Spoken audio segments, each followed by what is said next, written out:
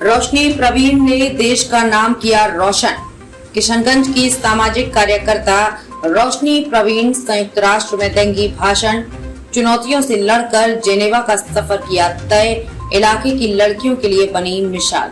चुनौतियों से लड़ना, लड़कर जीतना ही हमारी पहचान है। इस कथन को सत्य करके दिखाया है किशनगंज की रोशनी प्रवीण ने। मुस्लिम परिवार में जन्मी रोशनी के लिए घर से बाहर निकलकर सामाजिक कार्यकर्ता के रूप में कार्य करना एक बड़ी चुनौती थी, लेकिन उन्होंने हार नहीं मानी और आज वो संयुक्त राष्ट्र द्वारा जिनेवा स्विट्जरलैंड में होने वाले विश्व युवा सम्मेलन में भारत का प्रतिनिधित्व करने वाली हैं।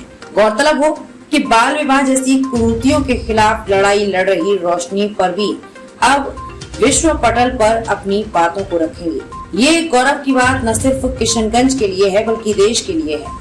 बाल सुरक्षा जैसे मुद्दे पर रोशनी परवीन अपने क्षेत्र के अनुभव को जिनेवा में साझा करेंगी। बता दें कि इस युवा सम्मेलन में मात्र 6 युवाओं का चयन पूरे विश्व भर में हुआ है। रोशनी भारत का प्रतिनिधित्व करने वाली एकमात्र प्रतिभागी होगी। ये समारोह 16 नवंबर 2023 को संयुक्त राष्ट्र मुख्यालय जिनेवा में आयोजित किया जाएगा। एक गरीब परिवार से निकली रोशनी ने कहा कि संयुक्त राष्ट्र में जाना, ये सोचना ही हम जैसी लड़कियों के लिए बहुत बड़ी बात है। उन्होंने कहा कि बाल विवाह का दंश झेल रही लड़कियों को ये उपलब्धि समर्पित करना चाहती है। वहीं उन्होंने कहा कि बाल विवाह की पीड़ा को उन्होंने खुद झेला है और मैं नहीं चाहती कि कोई दूसरा भी इस दर्द को झेले, और इस विषय पर उनका उद्बोधन होगा।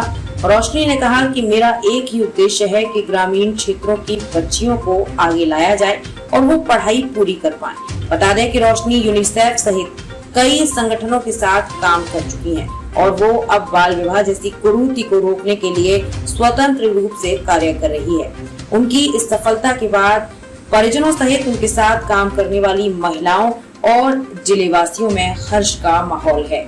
किशनगंज से संवाददाता जियाउर रहमान खान की रिपोर्ट। बहुत ही गर्वान्वित महसूस हो रहा है हमको, और ये गर्व का पल हमारे सीमांचल के लिए महसूस है कि उन बेटियों को जो अभी भी इस पीड़ा को, बाल विवाह की पीड़ा को झेल रहे हैं, मैं उनको समर्पित करती हूँ। ये उनके लिए खुशी की बात है और आने वाले कल के लिए भी, हम लोग के लिए। और मैं भी बहुत खुश हूँ, मेरे परिवार भी इस चीज़ को लेके बहुत खुश है, क्योंकि संयुक्त राष्ट्र में जाना और हम लोगों के लिए सोचना बहुत बड़ी बात हो जाती है।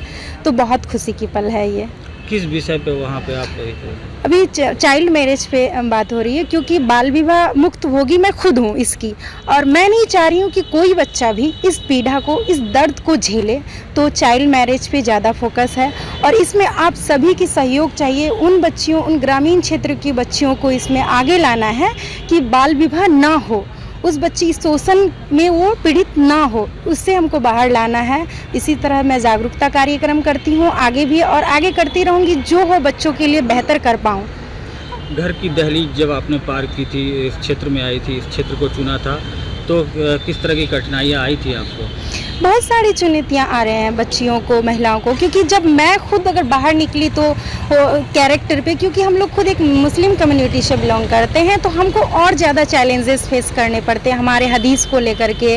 और फिर जब मैं, क्योंकि एक मैं सिंगल मदर हूँ, तो उस स्थिति में भी मुझे बहुत सारे चैलेंजेस झेलने पड़े। तब मैं इस किशनगंज को छोड़कर फिर मैं 2 साल यूनिसेफ के एक प्रोजेक्ट में जा कर के खगड़िया में काम की, जिसमें चाइल्ड मैरिज को महादलित टोलाओं में जा कर के देखा कि कैसे बच्चियों को, महादलित टोलाओं के बच्चे को 12 साल 13 साल की बच्चियों की शादी हो जाती है। तो फिर वहाँ 2 साल काम करने के बाद अच्छी खासी बच्चों का बाल विवाह परामर्श करके उनको स्कूल से मैंने जोड़ा। फिर वहाँ से मैंने किशनगंज 2023 में इंडिपेंडेंट कंसल्टेंट के तौर पे अभी काम कर रही हूँ बच्चों के लिए, और जागरूकता फैला रही हूँ ग्रामीण क्षेत्र में। अभी करेंटली 2 ऐसी बच्ची मुझे अभी मिली जो 2 साल से ड्रॉप आउट थी, उनको भी मैंने उनकी भी परामर्श करके उनको शिक्षा से जोड़नी। बस मेरा एक ही मकसद है कि जो भी ग्रामीण, सुदूर ग्रामीण की बच्ची है, वो आगे आए, अपनी पढ़ाई को कंप्लीट करें और संयुक्त रहें, बड़े लेवल पे वो अच्छे मुकाम हासिल करें। यही हमारे संघर्ष है। करेंगी सीमांचल की लड़कियों को, काफ़ी पिछड़ा यह इलाका है। मैं यही अपील करूंगी कि अपने लक्ष्य में बनी रहो, डटे रहो, मुकाम बहुत जल्द हम लोग को सफलता मिलेगी। बाहर निकलना है, बाहर जब तक निकलेंगे नहीं, हम दुनिया को समझेंगे नहीं, तो हम अपने काम के क्षेत्र पे या अपने लक्ष्य को प्राप्त नहीं कर पाएंगे। या हम कहेंगे कि मेरे साथ शोषण हो रहे हैं, अगर जब तक मैं आवाज़ नहीं उठाऊंगी, बोलूंगी नहीं, तो उस शोषण को हम कैसे रोक सकते हैं। तो मैं यही कहूँगी, बाहर निकलिए, आपके अंदर कुछ न कुछ कला है, सबके अंदर, उसको निखारिए और आगे हम सब साथ मिल के काम करेंगे। क्या शुभ नाम है थैंक जी? यू। मेरा नाम रोशनी पर